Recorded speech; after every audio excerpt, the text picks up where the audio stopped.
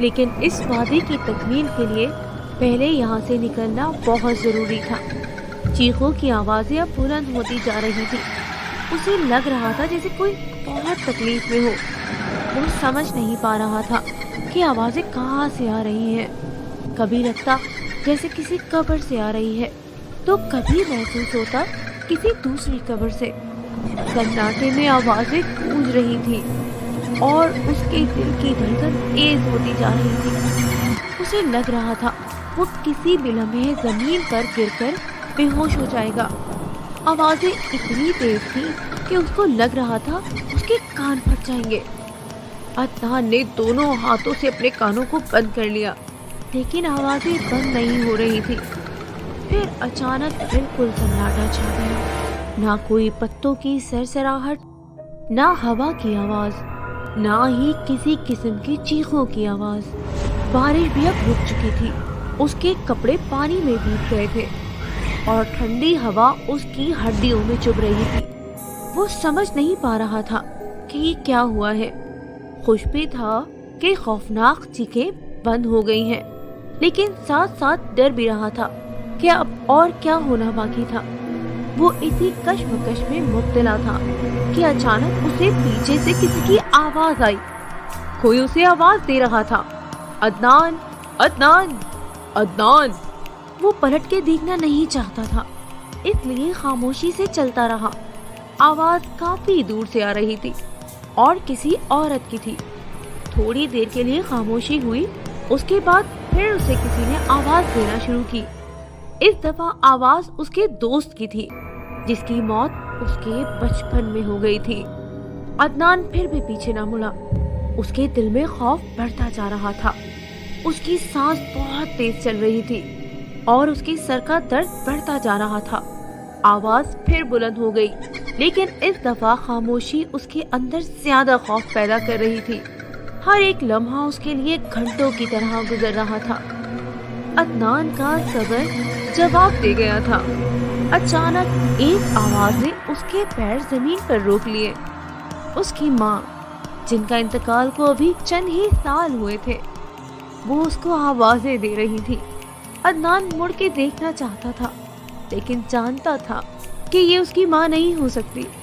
اچانک پورا قبرستان کسی کے ہنسنے کی آواز سے گونج اٹھا۔ عدنان کو لگ رہا تھا کہ اب وہ مزید نہیں سہ پائے گا، لیکن وہ جانتا تھا کہ اسے مضبوط رہنا ہے۔ اب آوازوں میں شدت آ گئی تھی۔ کبھی کبھی اس کی ماں کی آواز آتی، کبھی کسی کے ہنسنے کی، اور کبھی کوئی پیچھے ماں کے رونے لگتا۔ اس کی ماں زور زور سے رو رہی تھی کہ مجھے اپنے ساتھ لے کر جاؤ اور میرے پاس واپس آ جاؤ، لیکن عدنان نے پیچھے مڑ کر بالکل نہیں دیکھا۔ وہ اس منحوس گھڑی کو کوس رہا تھا جب اس نے قبرستان والے راستے پر جانے کا سوچا تھا۔ خدا خدا کر کے راستہ ختم ہونے کو آیا اور تھوڑی دور اسے اپنے آپ سے چند قدم دور دروازہ نظر آیا۔ دروازے کو دیکھ کر عدنان کی کچھ جان میں جان آئی۔ اس کی منزل اب اس سے تھوڑی ہی دور تھی۔ اس نے اپنی رفتار تھوڑی اور بڑھا دی، لیکن اس سے پہلے کہ وہ قبرستان سے باہر نکل پاتا، اس کو ایسے محسوس ہوا کہ کسی نے اسے بہت زور سے دھکا دیا ہو۔ وہ لڑکھڑا کر منہ کے بل گر پڑا۔ تکلیف سے اس سے کھڑا بھی نہیں ہوا جا رہا تھا، لیکن پھر بھی اس نے ہمت پیدا کی اور کھڑے ہو کر بھاگنے لگا۔ تیز بھاگنے اور کمزوری کی وجہ سے عدنان ایک قبر سے ٹکرا کر نیچے گر گیا۔ وہ زور سے چیخا اور کراہنے لگا، لیکن اٹھنے کے لیے جیسے ہی اس نے نظر اٹھا کر دیکھا تو جیسے اس کا خون خشک ہو گیا ہو۔ تقریباً 10 قدم دور قبرستان کے بیچوں بیچ ایک عورت سفید لباس میں کھڑی تھی۔ اس کے سیاہ بال زمین پر بکھرے ہوئے تھے اور اس کا چہرہ جلا ہوا تھا۔ اس عورت نے عجیب طرح سے عدنان کو دیکھا اور اس کا حوصلہ جواب دے گیا۔ وہ دور کھڑی مسکرا رہی تھی۔ اس کے خون میں لت پت ہاتھ اسے بہت واضح دکھائی دے رہے تھے۔ عدنان کی خوف سے حالت غیر ہو رہی تھی۔ وہ جلدی سے اٹھا اور اپنی چوٹوں کو نظر انداز کرتے ہوئے تیزی سے دروازے کی طرف بھاگنے لگا۔ وہ تیز بھاگ رہا تھا اور اسے اپنے پیچھے کسی کے مسلسل بھاگنے کی آواز آ رہی تھی۔ اچانک عدنان اپنی جگہ پہ ساکت ہو گیا۔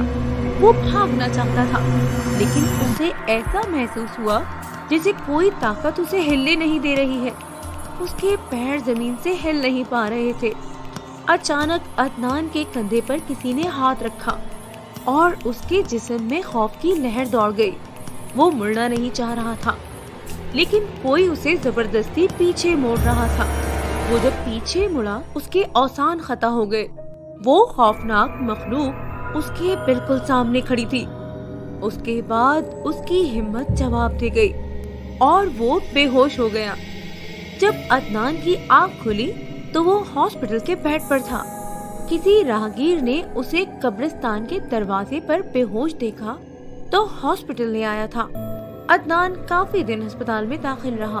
اسے بخار ہو گیا تھا جو ٹھیک نہیں ہو رہا تھا۔ چوٹیں بھی بہت زیادہ لگی تھی اور پاؤں میں فریکچر بھی آ گیا تھا۔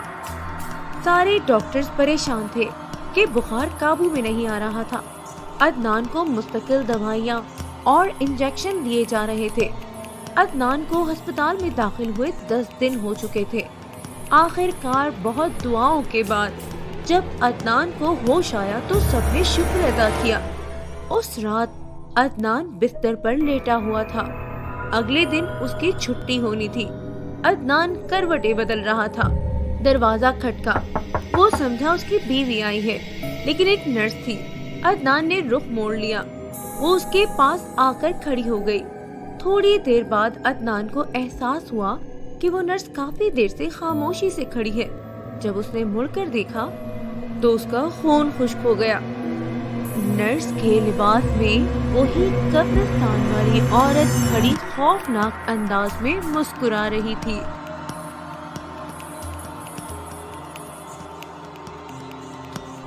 اگر یہ ویڈیو آپ کو اچھی لگی ہو تو اس ویڈیو کو لائک کیجیے، ہمارے چینل کو سبسکرائب کیجیے اور بیل آئیکن دبانا نہ بھولیے۔